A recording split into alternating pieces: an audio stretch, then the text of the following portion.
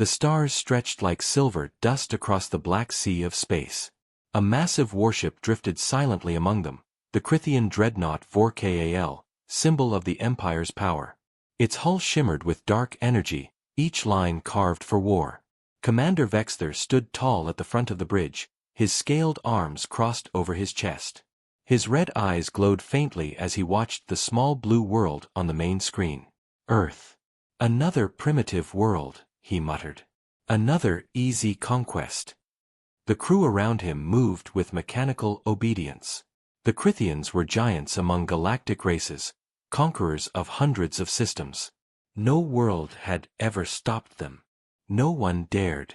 "Bring us closer," Vexthor ordered, his deep voice echoing through the bridge.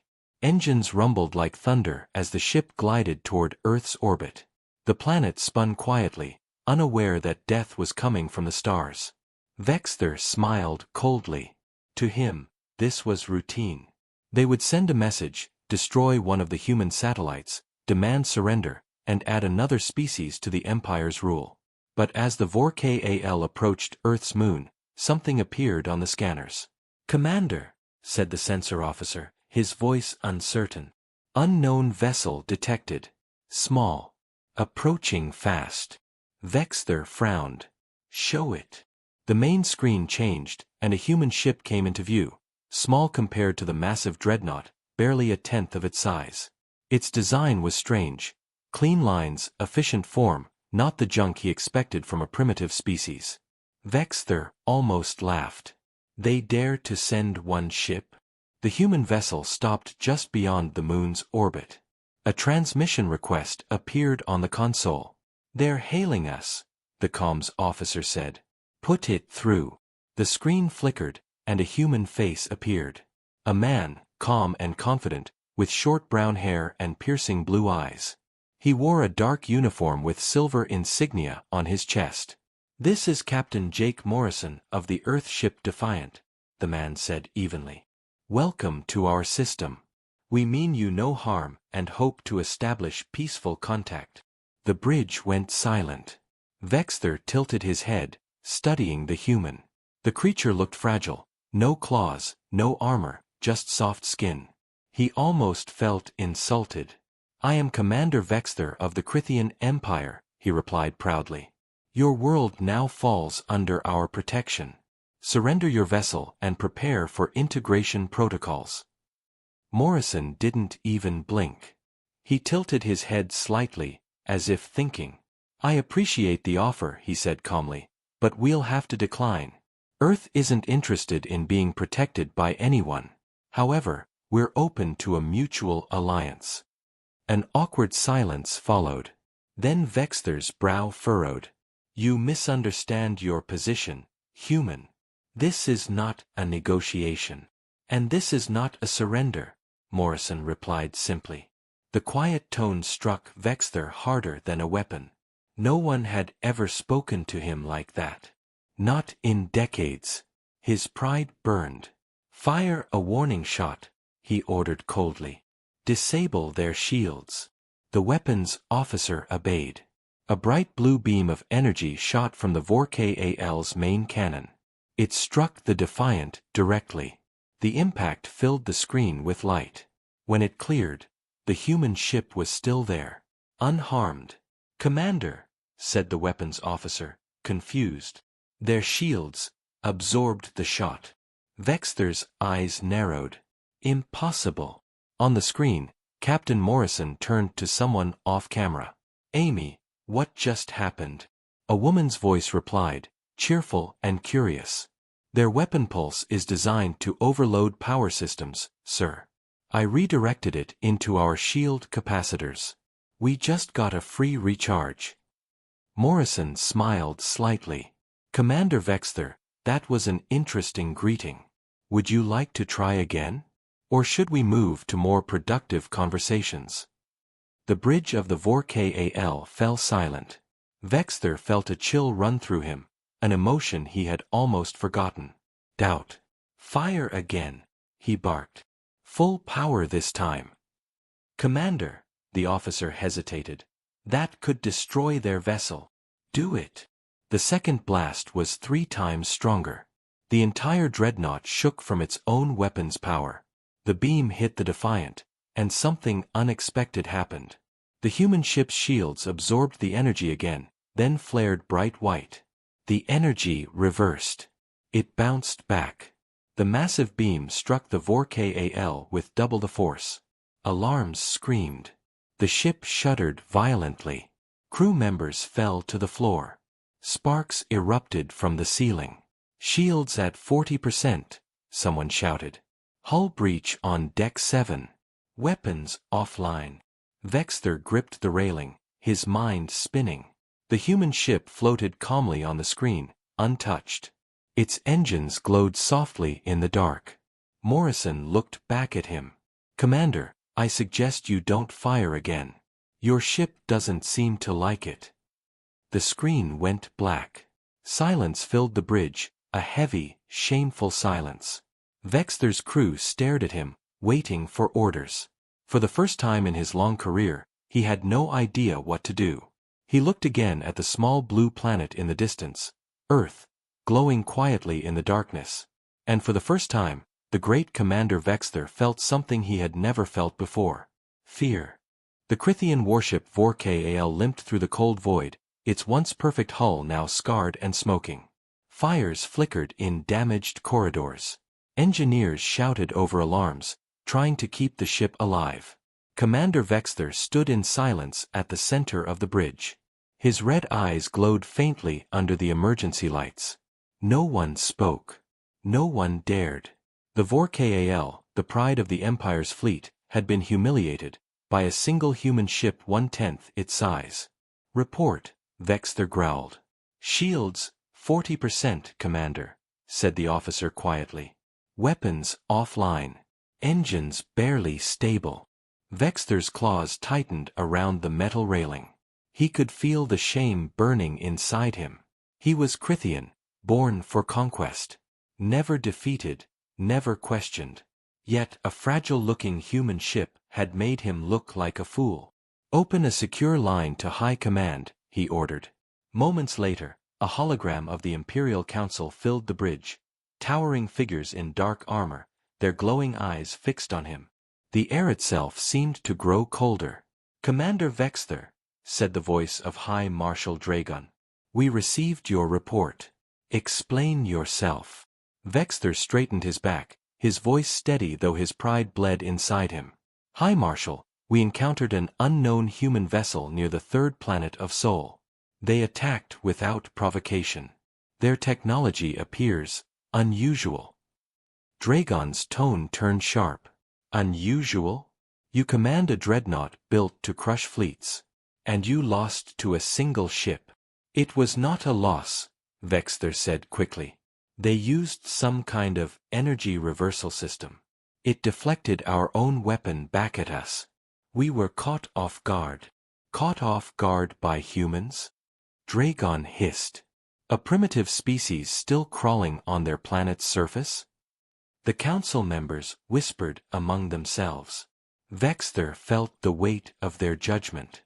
"Commander," Dragon continued coldly, "you will not return empty-handed. You will capture this human ship or one of its crew. We will study their technology and erase their world from the stars." "Yes, High Marshal," Vexter replied, bowing his head. The holograms faded. The bridge fell silent again. Vexter looked out at the stars, his claws flexing slowly. In his mind, only one thought echoed: no one humiliates the Crythian Empire and survives. Far away, aboard the Defiant, Captain Jake Morrison watched the stars drift by. His ship moved quietly along the edge of Earth's orbit, cloaked and hidden. The crew was calm but alert. "Well," Morrison said softly, "I think we made an impression." His science officer, Amy Carter, smiled as she adjusted the data console. "Their weapon energy was impressive, Captain. But their thinking is old. They expected us to break." Morrison nodded. "They're used to scaring people, not to being challenged." He turned his chair slightly. "Send a report to Earth Command. Tell them contact has been made, and the Empire won't stay quiet for long." Amy's fingers moved across the console. Message sent, sir.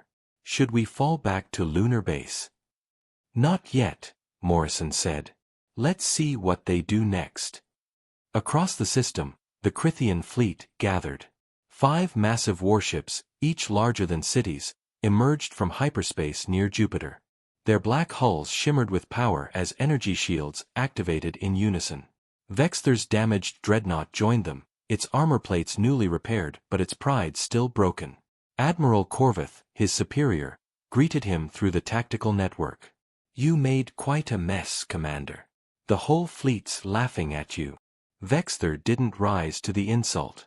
Laugh while you can, Admiral. These humans are not what they seem. Corvith snorted. They're insects. I've crushed dozens of worlds stronger than theirs. Then you can lead the next attack, Vexthor replied darkly. But when you fail, remember who warned you. The communication ended coldly. On Earth, deep beneath the mountains of Colorado, a secret command center came alive. Dozens of screens displayed orbital paths and alien signals. The air smelled of electricity and tension. Signal confirmed, said a technician. 5 Crythian ships inbound.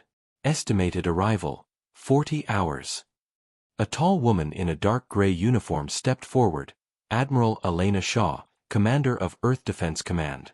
Her eyes were cold steel. So they're coming, she said quietly.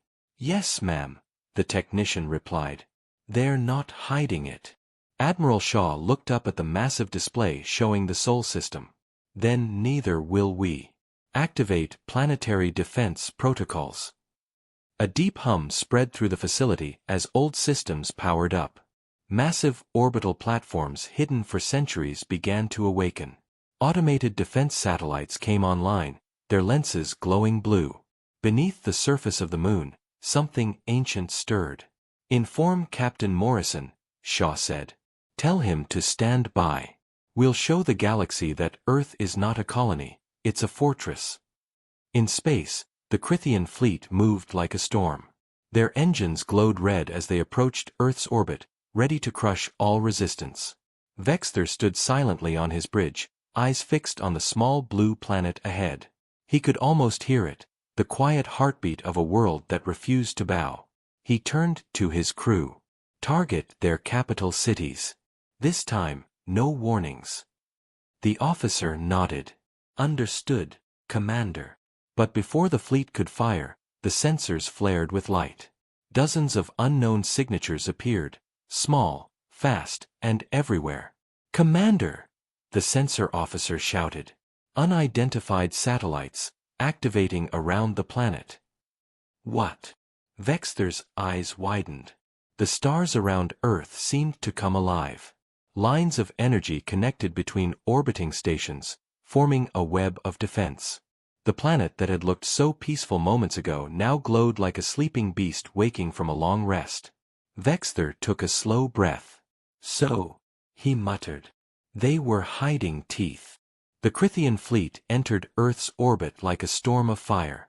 5 colossal warships blotted out the stars, their hulls gleaming with red energy.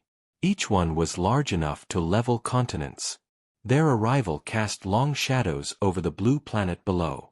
Commander Vexthor stood at the center of his bridge, his gaze locked on Earth's surface. His voice was steady, cold. Weapons online. Target their communication hubs and orbital stations. End this quickly. His crew moved in silence. To them, this was routine, another planet to burn, another species to break. But something wasn't right. Commander, said the sensor officer. I'm detecting interference. From what? Unknown. The readings are. The officer stopped mid-sentence as the screen filled with strange signals. Around Earth, dozens of small metal objects began to move, orbiting satellites that had been dormant moments ago. Then, one by one, they came alive. Lines of blue light connected between them, forming a vast web around the planet. The faint hum of energy rippled through the void. What is that? Whispered a junior officer. Vexthor stared. Activate long-range scan. Now. The data appeared instantly, and what it showed made even him hesitate.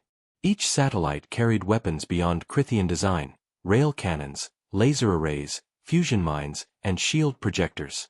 In seconds, Earth transformed from a quiet planet into a fortress of glowing steel and light. "Impossible," Vexthor muttered. They were hiding this. Far below, on the surface, the world watched the sky. In every city, people stopped what they were doing. The alien ships were visible now, 5 massive shadows hanging in the heavens like black suns. Inside Earth Command, Admiral Elena Shaw stood before the main display. Her face was calm, her voice firm. "Begin planetary defense sequence. All sectors online." Across the world, hidden silos opened. Giant towers rose from beneath the oceans. From lunar bases and orbital stations, thousands of drones launched silently into space, forming a swarm of light that encircled the planet. "Link all systems to Central AI," Shaw ordered. "Yes, ma'am," said a technician. "Solar grid is active. All guns locked on target." Shaw looked up at the glowing map. "Let's see how the Empire handles this." The first shot came from space. The Krithian warship Kroth opened fire, launching a beam of red plasma straight toward Earth's atmosphere. It cut through the void like a spear. But before it could reach the planet, the blue web around Earth shimmered, and the beam disintegrated. The grid had absorbed it completely. "What happened?" the weapons officer on the Kroth shouted. "Our attack, it vanished." Before they could react, the defense satellites returned fire. Dozens of beams erupted from orbit, striking the Kroth's shield in perfect precision. The entire warship shook violently. Shields failing. Hull damage on decks 3 through 9. Vexthor gritted his teeth. "Retaliate. All ships, focus fire." The fleet responded instantly, unleashing torrents of plasma and missiles toward Earth's defenses. Space lit up with explosions, debris, and chaos. But the humans had prepared for this moment. Every satellite, every drone, every defense cannon moved with deadly coordination. They fought like one living creature, silent, precise, unstoppable. In minutes, 2 Krithian warships were engulfed in fire. Their engines tore apart, scattering molten debris into orbit. "Commander!" shouted an officer. "The Rathion and Varnock are gone. The humans destroyed them." Vexthor's claws dug into the armrest of his chair. "Impossible. They're using..." He stopped. The energy readings on his console were climbing, and not from the human satellites. Something else was awakening. On the moon, deep beneath the gray dust and craters, ancient doors opened for the first time in centuries. A low rumble echoed through the lunar caverns. Machines the size of skyscrapers came to life, humming with white energy. Inside one of the control stations, Captain Jake Morrison watched from his command chair aboard the Defiant. Amy Carter, his science officer, stared at her screen. "Captain, we're detecting movement beneath the lunar surface. Massive structures, I'm talking kilometers wide." Morrison smiled faintly. Then the rumors were true. "Sir. The old Titan program," he said quietly. "They built something under the moon a long time ago. Something waiting for a day like this." The ground of the moon split open. Dust exploded into the airless void as something vast began to rise.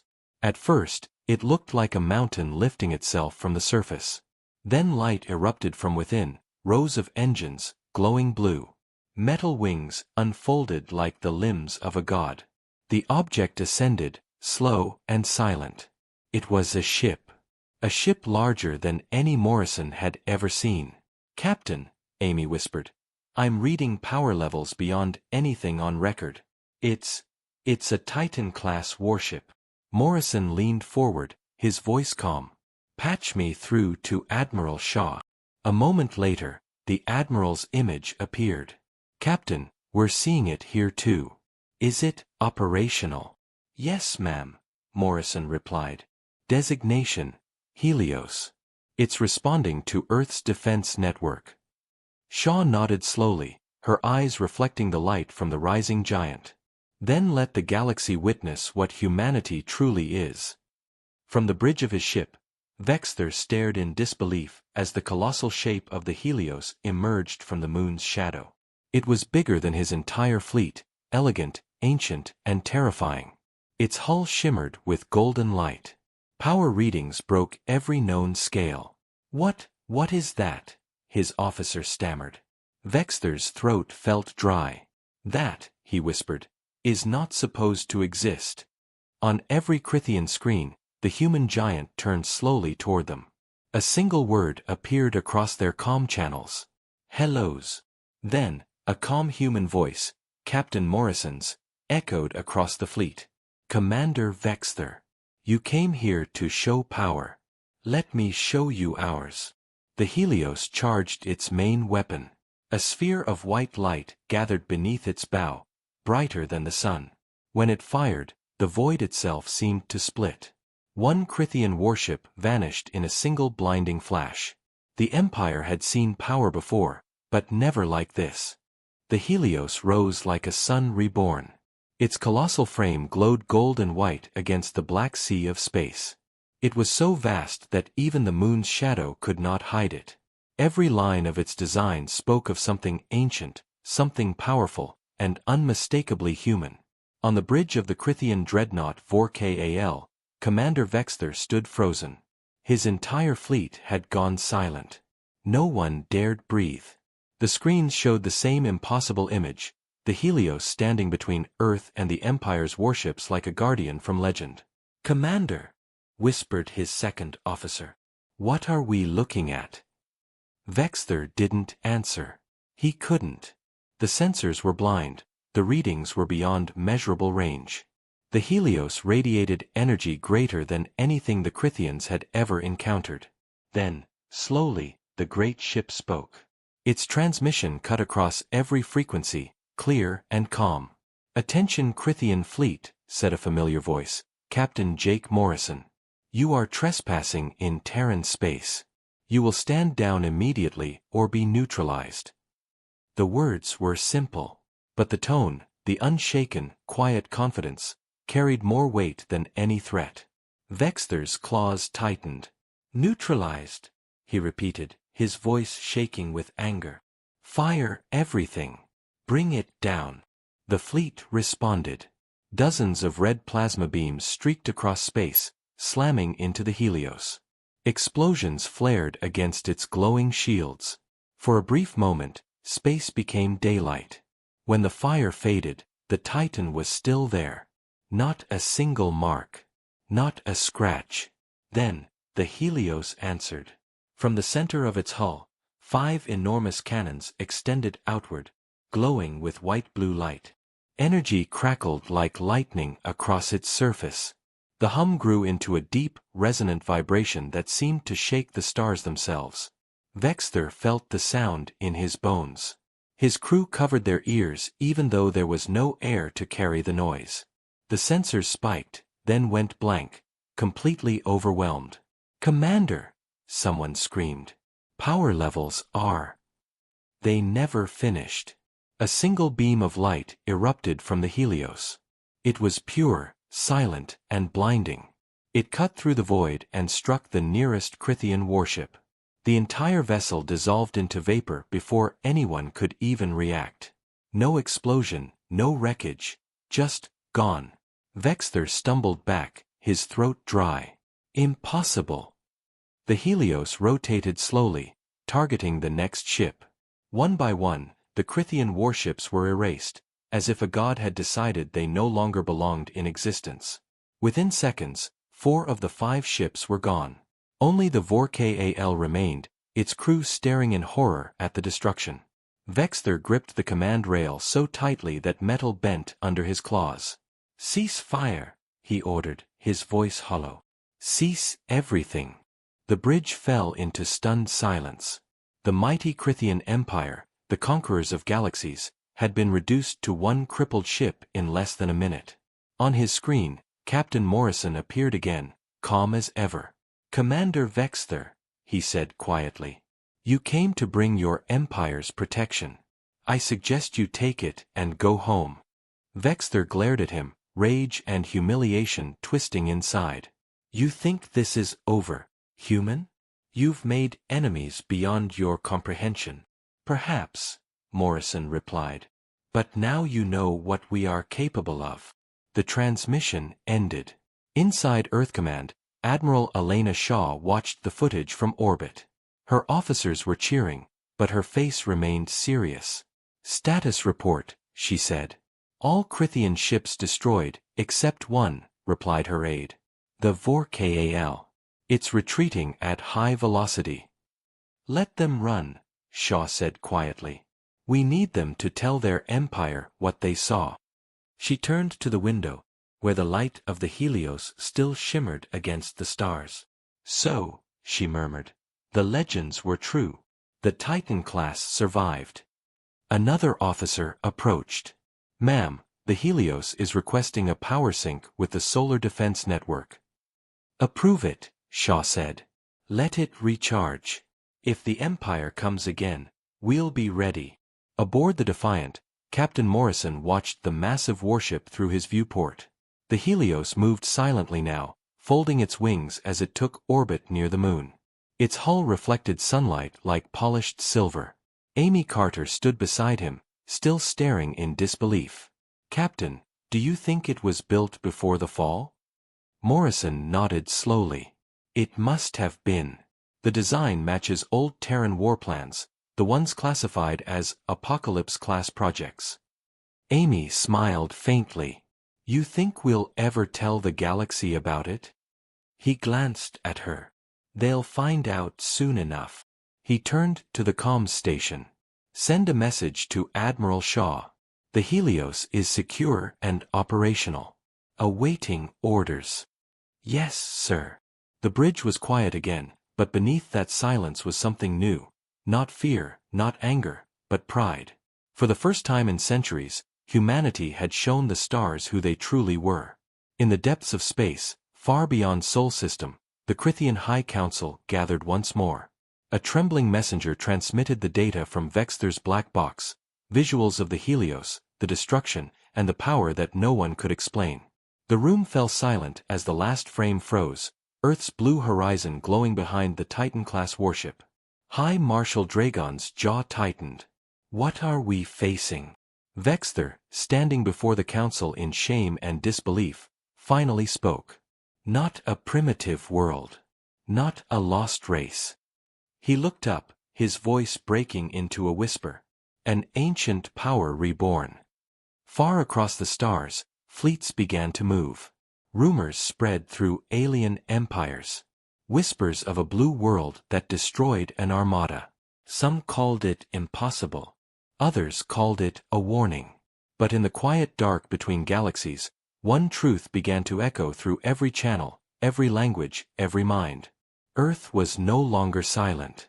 The news of Earth's victory spread like wildfire across the galaxy. Whispers turned into shouts. The Krithian Empire, undefeated for 10,000 years, had lost 5 warships to a single human vessel. Across countless systems, beings laughed in disbelief. Others trembled. But deep within the crimson halls of the Krithian High Command, there was only silence, followed by rage. High Marshal Dragon stood before the council chamber, his tall frame shaking with fury. The humans have humiliated us, he growled. An entire task force erased by one ship. This cannot stand. Around him, the Krithian warlords pounded their armored fists on the table. Their eyes glowed with anger and shame. The Empire had built its power on fear, and now, for the first time, someone had turned that fear back against them. Commander Vexthor stood at the edge of the room, his armor scorched and his pride shattered. He had survived the battle, but he had lost everything else. His fleet, his honor, his certainty. Dragon turned to him, voice cold as steel.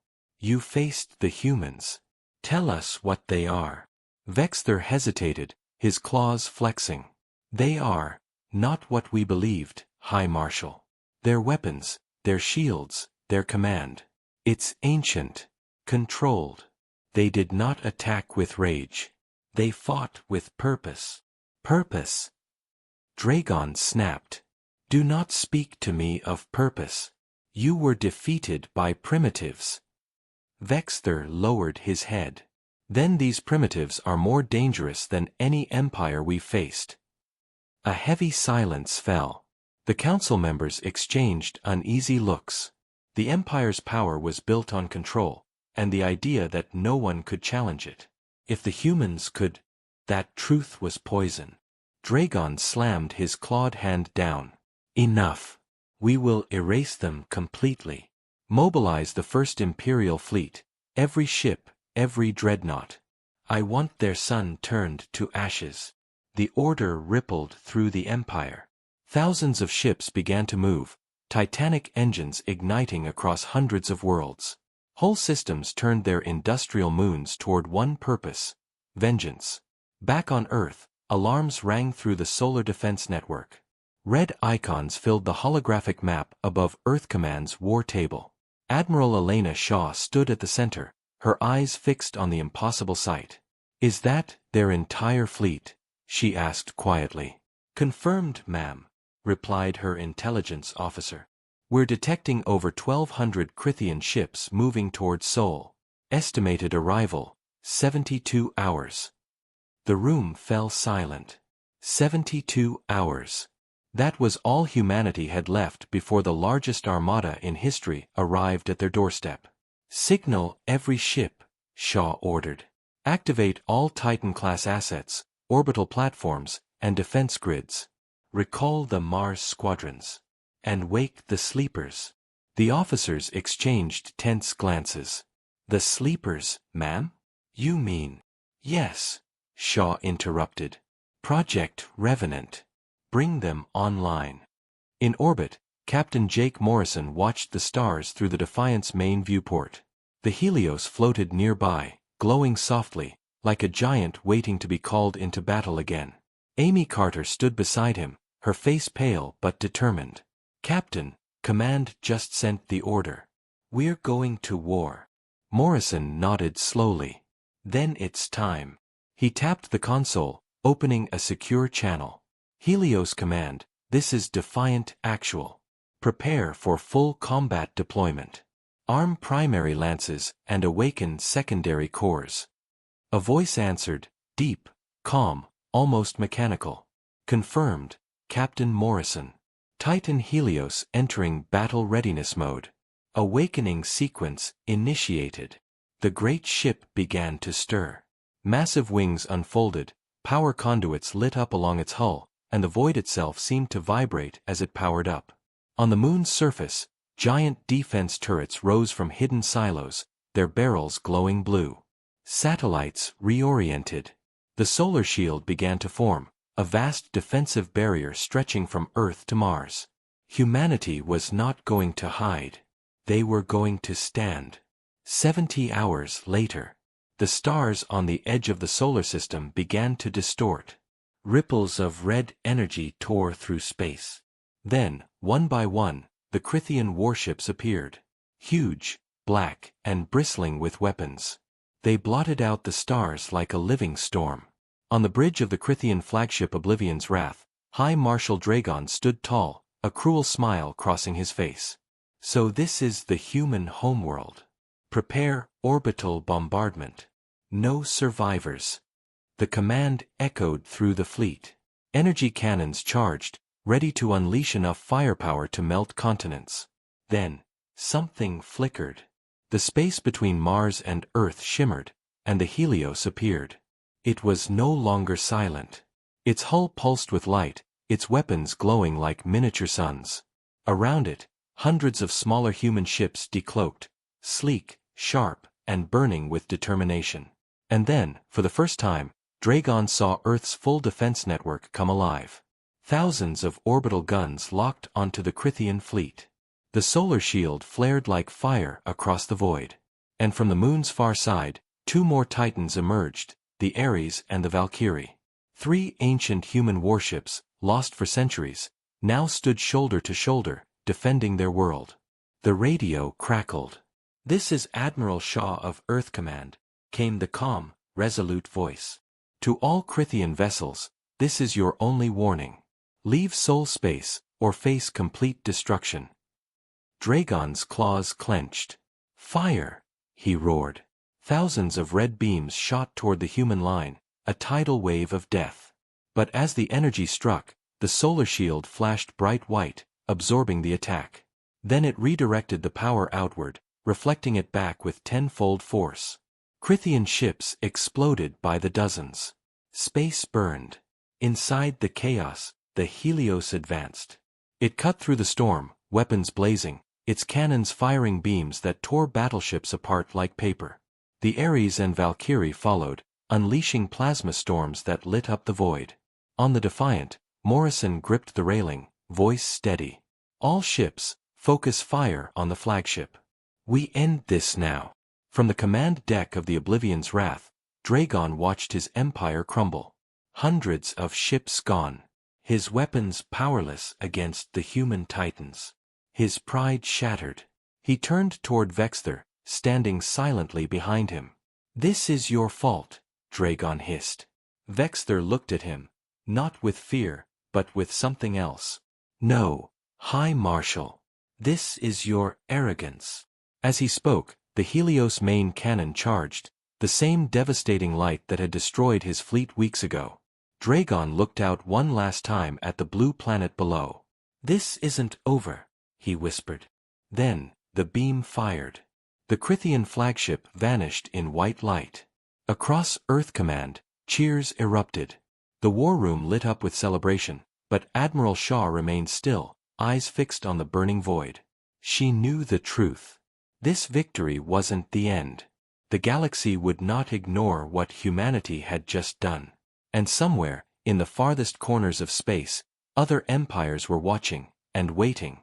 Because if Earth could destroy the Crythian Empire's mightiest fleet, what else were they capable of? The battle was over. In the void where the Crythian armada once floated, only wreckage remained, drifting, silent, glowing faintly in the light of the sun. The mighty empire that had ruled the stars for 10 millennia had fallen in a single day. And it was Earth that did it. Across the galaxy, the impossible news spread faster than light. Every comm network, every military channel, every political hub, all spoke of one name: Earth. The world that had been forgotten. The world that once burned in its own wars. The world the empires had dismissed as weak and primitive. Now it was the world that had destroyed the Crythian Empire's first fleet.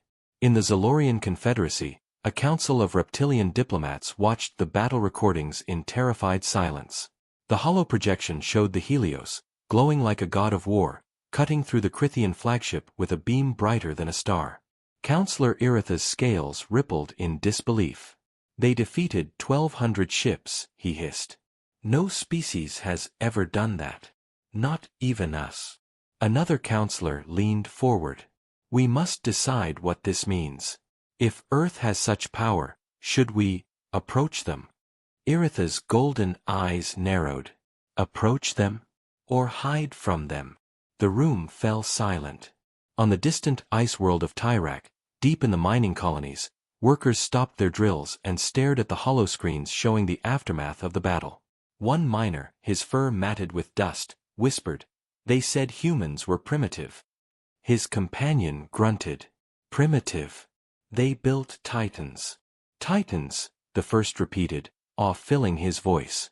Machines that drink sunlight and breathe destruction. Even in the coldest corners of the galaxy, the story of the humans spread like fire through oxygen. Meanwhile, in the shattered remnants of the Crythian Empire, chaos ruled. Worlds once proud of their banners now burned in rebellion. Without the High Marshal, without their fleets, the Empire was breaking apart. Dozens of conquered species rose up, screaming for freedom. But not all were done fighting. In the dark core of the Empire, within a secret fortress carved into a dying star, the remaining Crythian warlords gathered around a single, glowing image: Earth. "We cannot let this insult stand," hissed one. "We will rebuild, stronger than before." Another pounded the table. "You don't understand. You saw what they did. You saw the Helios. That was no ordinary ship. That was an ancient weapon. We must find out where it came from. Their voices grew louder until one older warlord, eyes dim, voice calm, spoke. There are rumors, he said. Long ago, before the Empire rose, there were wars fought by Titans, ships built by an ancient human civilization that vanished after the fall. They say only 3 survived. He paused. And now, all 3 are awake. Back in the Sol system, the Earth Defense Network was alive with signals. Repairs, rescues, reports, the aftermath of war. But deep under the oceans of Earth, in a place no alien knew existed, something ancient stirred. Miles beneath the Pacific, in a facility built before humanity's unification, an enormous chamber began to glow. Water parted as magnetic fields activated. A single, massive shape rested there, a 4th Titan. It was older than Helios, larger than Valkyrie, and darker than Ares. Its surface was black as obsidian, etched with golden lines that pulsed like veins. Its name, Prometheus. For centuries it had slept, sealed away after the last great human war. But now, it had sensed something. A signal. A call from beyond the stars. Admiral Elena Shaw stood on the command deck of the Helios, now orbiting Mars. The ship's hum was soft, like a heartbeat. She watched the stars through the viewport, her reflection pale and thoughtful. Captain Jake Morrison stood beside her. Reports are coming in, Admiral. The galaxy's panicking. Some want alliances, others want revenge. Shaw nodded. They'll all want something, Captain. Fear and curiosity drive the stars. But we must be ready.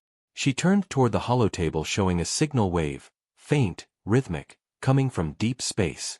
What's that? Morrison asked. It appeared right after the battle, Amy Carter replied, her hands flying over the console. Repeating pattern. Not Crithian. Not from any known species. Could it be a distress call? Morrison asked. Amy shook her head slowly. No, sir. It's older. Much older. It's in an ancient Terran code. The room went silent. Everyone turned to the glowing pulse. Morrison frowned. You're saying it's human? Yes, Amy said softly. It's coming from outside the galactic rim. A human signal, hundreds of thousands of years old. Admiral Shaw's breath caught. Put it through. The speakers crackled. A deep, metallic voice, faint with age, spoke 3 words. The Titans wake. Then the signal died. On the far edge of the galaxy, near the dark nebulae where light barely reaches, something vast began to move. A shape, larger than moons, stirred within the blackness. Lights flickered along its hull, ancient and golden. Its sensors opened for the first time in millennia. Its systems reactivated, and across its hull, old Terran markings glowed in white fire. It was not alien. It was human. And it had just awakened. On the Helios, alarms blared as readings spiked. Massive energy surge detected beyond the rim. Amy shouted. It's enormous, bigger than anything we've seen. Morrison stared at the readings. Can we identify it? No, sir. It's matching human tech signatures. But on a scale that shouldn't exist.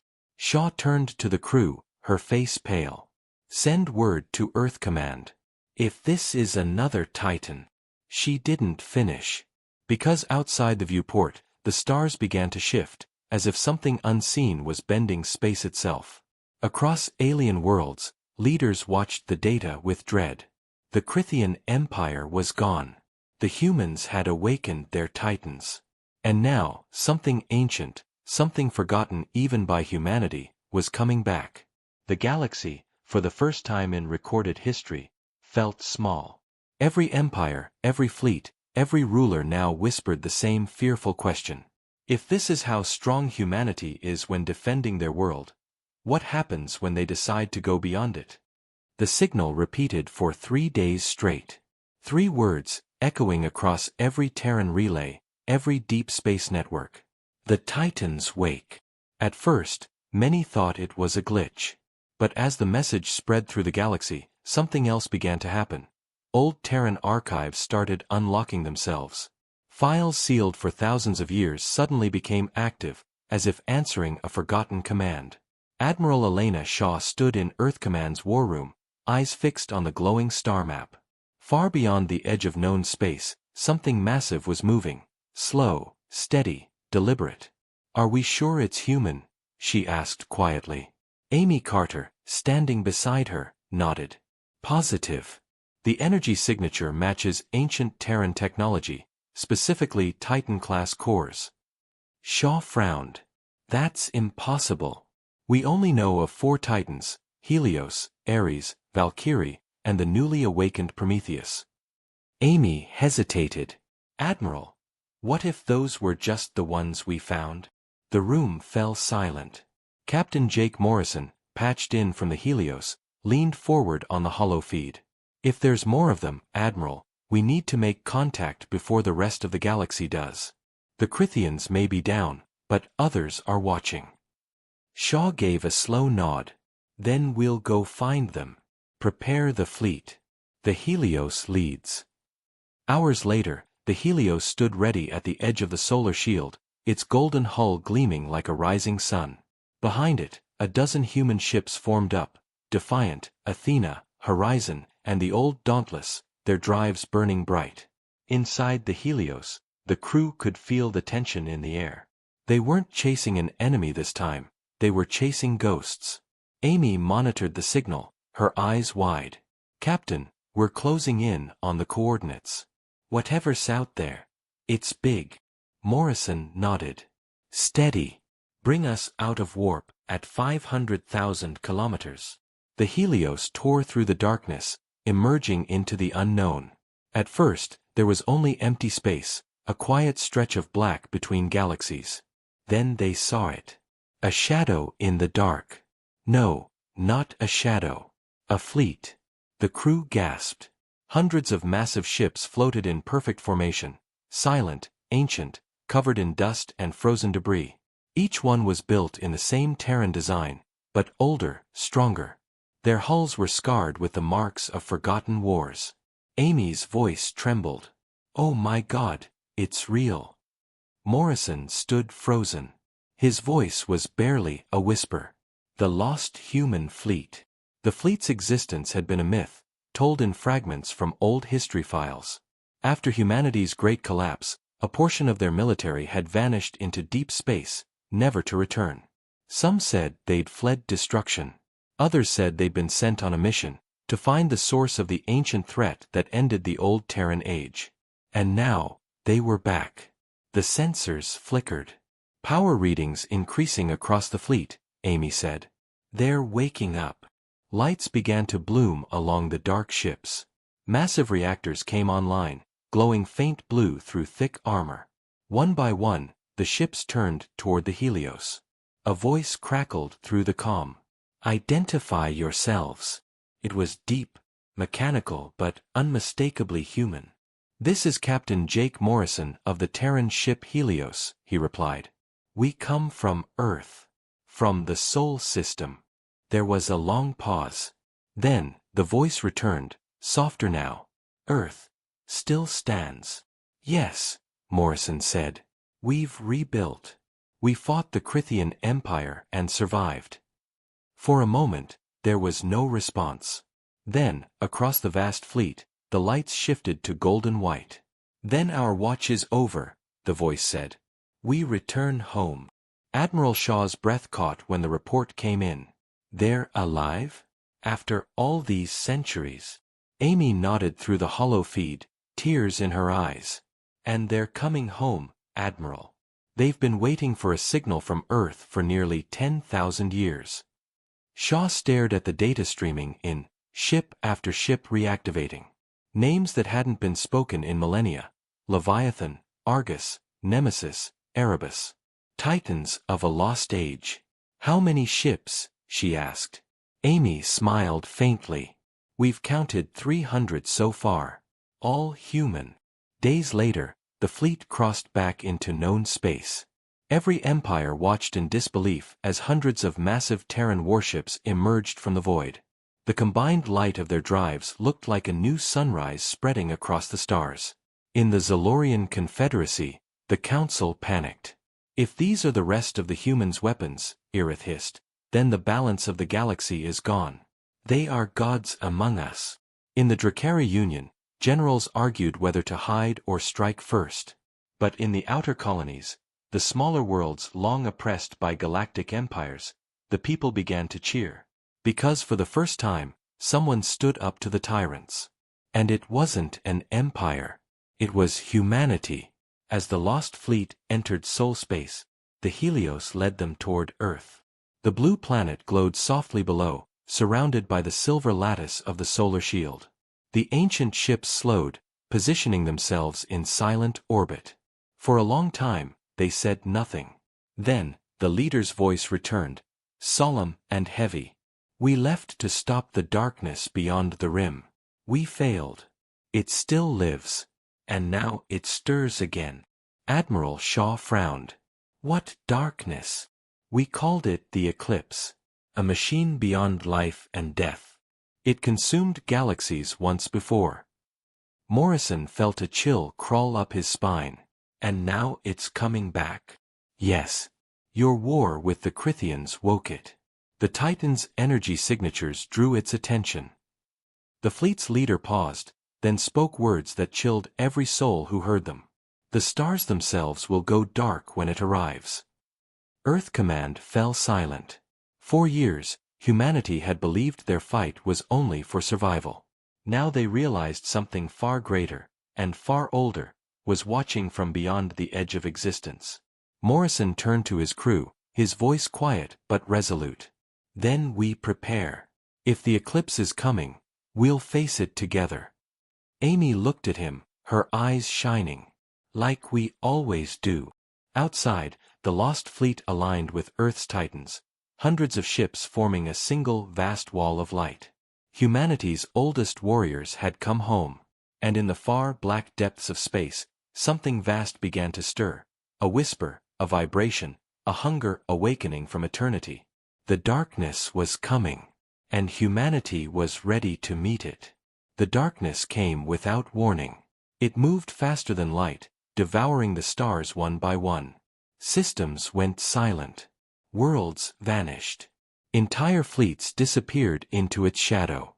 The galaxies called it by many names, the Devourer, the Eternal Night, the Eclipse. But the humans knew what it truly was. They had faced it once before, long ago, in the forgotten age of Titans.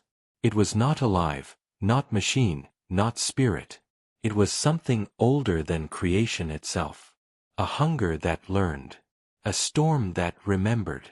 And now, it had found them again. From Earth Command, Admiral Elena Shaw watched the live feed in stunned silence. The edge of the galaxy, the same border where the lost human fleet had returned from, was now a wall of black. Thousands of stars gone. A spreading wound in the universe. Captain Jake Morrison's face appeared on the main hollow. Behind him, the Helios glowed like a golden sun. Admiral, he said quietly, the Lost Fleet is in formation. We've confirmed visual on the anomaly. Shaw nodded, voice tight. Report. Morrison's gaze hardened. It's not just darkness, ma'am. It's consuming space itself. Amy Carter added, her voice shaking. Sensors can't read inside the shadow. Energy, light, matter, all vanish. Whatever this thing is, it feeds on power. Shaw looked toward the map again, the blackness creeping closer every second. Then it's coming for us. 300 ships of the lost human fleet hovered beyond Pluto, joined by Earth's Titans, Helios, Ares, Valkyrie, and Prometheus. Together, they formed a wall of light stretching across the system, humanity's last line of defense. Inside the Helios, Morrison stood at the command deck, staring into the void. The darkness was visible now, a rippling shadow that made the stars flicker like dying candles. Helios status, he asked. Core reactors stable, Amy replied. Weapon arrays charged. Shield capacitors at full. Good. Morrison said. Because this thing isn't going to stop. Outside, the black wall expanded, its surface swirling like liquid smoke. Then, from its center, something emerged. A shape. No, 1,000 shapes. Machines the size of mountains, forged of living metal, moving as one. Each had no face, no form, just dark energy pulsing like veins beneath a shell of shadow. Amy's eyes widened. Contact. Hundreds of entities, forming attack lines. Morrison clenched his jaw. Then this is it. He opened a fleet-wide channel. This is Captain Jake Morrison of the Earthship Helios. To all Terran vessels, we stand as one. Whatever this thing is, it ends here. Remember what we fight for, our world, our people, our history. Humanity has survived extinction before. We'll do it again. Now, fire. The void lit up. Thousands of Terran beams tore through the blackness, slicing into the enemy swarm. Explosions rippled through the shadows, bursts of white and gold, but the darkness swallowed the light. For every one destroyed, 3 more appeared. The Ares unleashed a barrage of plasma storms, vaporizing enemy constructs by the dozens. The Valkyrie danced between waves of dark fire, shields glowing blue, guns roaring. The Lost Fleet's battleships formed defensive rings, firing in synchronized bursts that illuminated the emptiness. Still, the shadow pressed on. Energy flared, shields collapsed, hulls cracked under impossible force. On board Prometheus, ancient systems awoke, reactors that hadn't burned in 10,000 years. The Titan's hull unfolded, revealing a core weapon hidden since the old Earth Wars. A deep rumble echoed across space. The Prometheus fired. A beam of white fire erupted, carving through the void like a sword from the heavens. It cut the Eclipse's heart, and for the first time, the darkness screamed.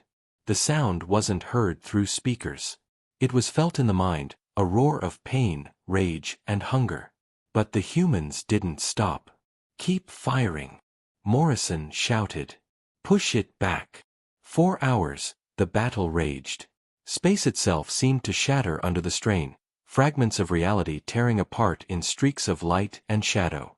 One by one, the Titans took damage. Ares lost half its armor. Valkyrie's reactor flickered. Even Helios' shields began to fail. But humanity refused to yield. Inside Helios, Amy worked furiously at the console. Captain, the Eclipse's energy field is reacting to our fire. It's adapting. Morrison turned sharply. Can we overload it? She paused, then her eyes lit up. Maybe, if we channel the Titan cores together. But the feedback will. Do it, he said without hesitation. Amy looked at him. Jake, it could destroy Helios. He smiled faintly. Then let's make it count. Minutes later, Helios, Ares, Valkyrie, and Prometheus linked their cores. Energy surged through the fleet, bright enough to blind the sensors of every ship within range. The Titans glowed like 4 small suns. From Earth Command, Admiral Shaw whispered, God help them. Then, the Titans fired. 4 beams merged into one, a single brilliant lance of light that cut through the darkness, piercing the heart of the eclipse. The void screamed again, louder, deeper, until the entire galaxy seemed to shake. The black mass convulsed, splitting apart. Waves of energy rippled outward. Stars reappeared where there had been none. The eclipse was breaking. But the cost was immense.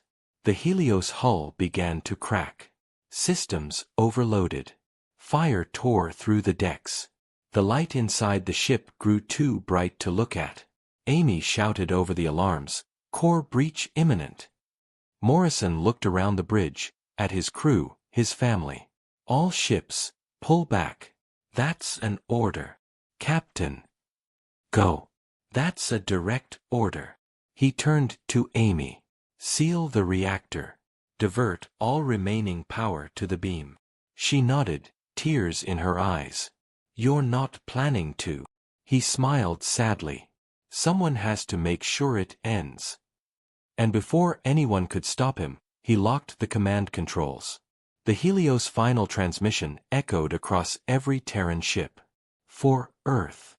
Then, the Titan exploded. The light swallowed the darkness. The Eclipse's heart imploded, collapsing into itself. For a moment, it seemed as though the universe held its breath.